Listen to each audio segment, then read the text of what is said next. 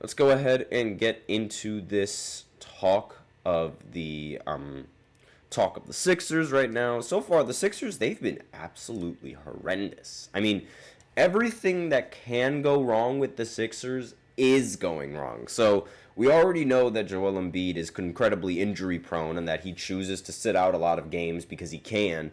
Now there's a little bit of trouble between these two duos in Philly. I mean, it would seem like Tyrese Maxey is growing tired of Joel Embiid and his shenanigans. So now this not only is a problem for the Sixers, but this now inspires some trade rumors going into the Sixers and their season, which is another distraction that I don't think they can afford. Right now, the 76ers are 2-11.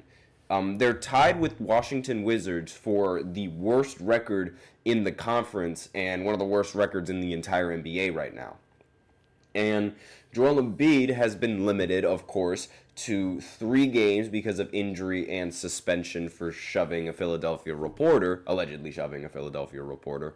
But how do I say this? The Embiid has not been nearly as good as what a lot of people sort of expected him to be. I mean, he's only averaging 16 points, and I say only because we're used to him averaging around 30 or 30 plus points per game, and now we're sort of seeing the regression happening very early in the season. He's been very lazy both on and off the court, and Tyrese Maxey called that out. So it was reported on Tuesday that Tyrese Maxey challenged Embiid to be on time to team activities. So not only is he inactive, but he's also not on time to participate with the team. And this was during a team meeting. And this is the attitude of a player that it does not deserve. It's not an MVP type attitude. And it's not an attitude that I think should be able to last this long in the NBA.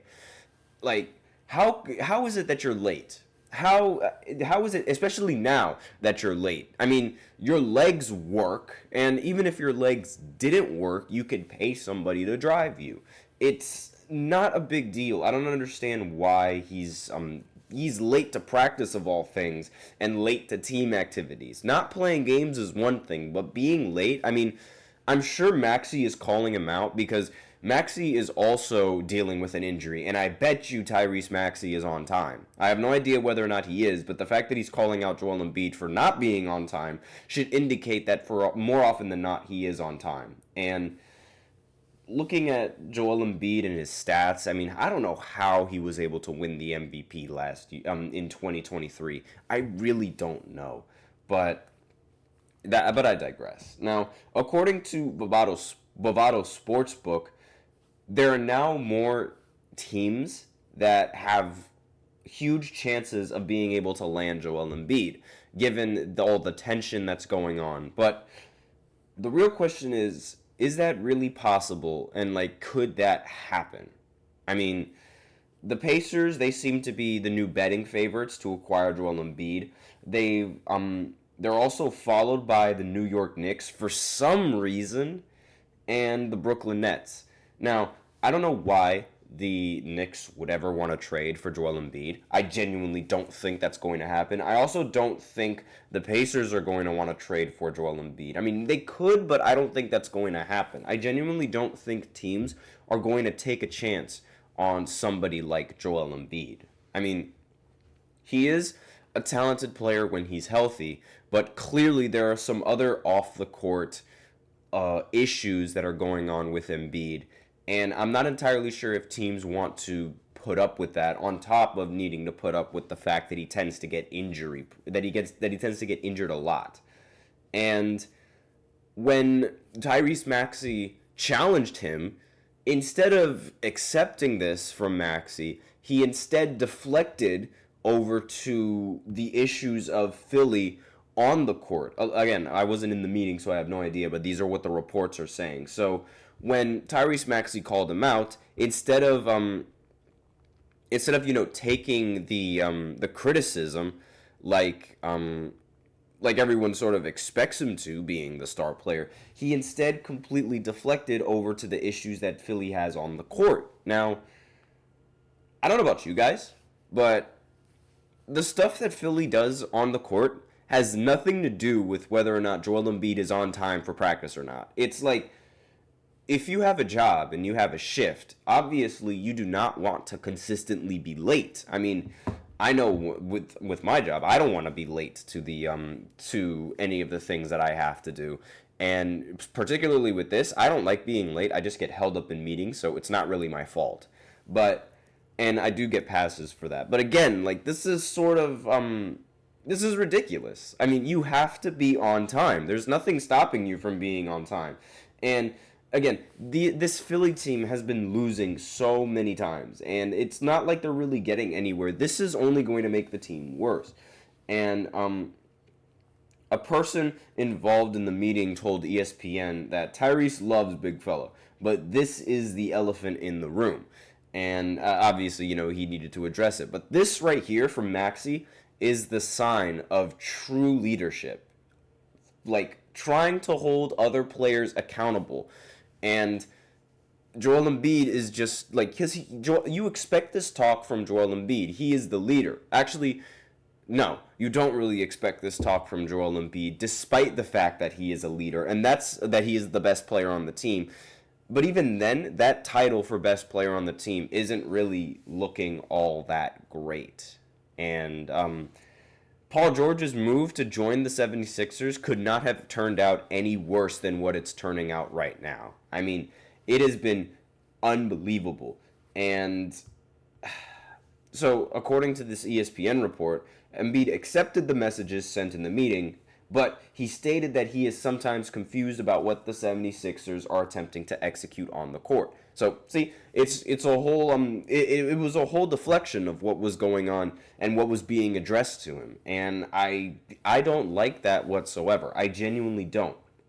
Embiid, who was listed as doubtful most of Monday due to an illness, was not seen by most teammates and coaches throughout the day before appearing for warm-ups and playing in the game. And Maxey is highly regarded as a young leader by many in the organization, and those around the team were not surprised that he spoke up on Monday. He has been out since November 7th with a strained right hamstring, but sources said he's expected to return sometime this week, either Wednesday in Memphis or Friday at home against the Brooklyn Nets. I'm expecting him to return on Friday. And, I mean, this... Not only is this like showing the sort of incompetence of Philly this season, but I think now teams are realizing that you can't put 3 random all-star caliber players onto a roster and expect to win a lot of games anymore. I don't think that's going to be a trend that's going on anymore in the NBA. And I mean, this is absolutely horrible. Whatever could go wrong with the 76ers is going wrong. And quite frankly, I don't think any NBA team is going to want to trade for Joel Embiid. And I don't really think that Joel Embiid has much of a place left in the NBA. Again, that's just me. The way that he's been playing so far in only the 3 games that we've seen him play, he's been absolutely horrendous. And if he's going to continue missing these games and being late for practice, I just would not want to deal with something like that on the team. You could argue that it's like even worse than Kyrie and the situation that was around Kyrie in Brooklyn. I mean, there were times when Kyrie just did not want to play in some games, or like he wouldn't even be injured. He just wouldn't want to play in some of these games and he would sit out. That was the same issue with Kevin Durant. And that was one of the biggest reasons why James Harden ended up leaving to go to Philly, because he did not like the fact that Kyrie just wasn't playing in a lot of these games and he wanted to win. So I don't know whether or not... In fact, let me know in the comments what you guys think is worse, the Kyrie situation or the situation with Joel Embiid. Because, like, right now, it seems like, I mean, Kyrie is incredibly valuable for the Mavericks. And he's not always available, but most of the time he is available. It's nothing like what it was on Brooklyn. But I digress. So That's it for the first segment. So now we're going to go ahead and go into the second segment where we talk about Russell Westbrook and his ridiculous triple-double record that he ended up breaking last night, excuse me. So I'll be right back after this short break. Be sure to stay tuned. I feel like I'm losing my mind. Is everybody in the world blind? Please, Lord, give me a sign, a sign. I feel like I'm losing my mind. Is everybody in the world blind? Please, Lord, give me a sign, a sign. I wanna be the greatest. Everybody on the fake shit. I look around and feel like everybody is the fakest. I make this every day and I'm impatient, hoping one day I blow up from the basement. Statement, the top is so vacant. I don't hear shit that I think is amazing. Waiting for my day when I'm playing sold out shows for 1,000 faces. Hey, give me that crown, get in my way and to be put down. It ain't your place, all this my town. If I want that shit, then I'll get it right now. I'm losing it, the noose it fits, some losing shit, a stupid myth. You choose to live or choose to dip, you choose to fight or lose your grip and lose a gift. I feel like I'm losing my mind. Is everybody in the world blind? Please, Lord, give me a sign, a sign. I feel like I'm losing my mind. Is everybody in the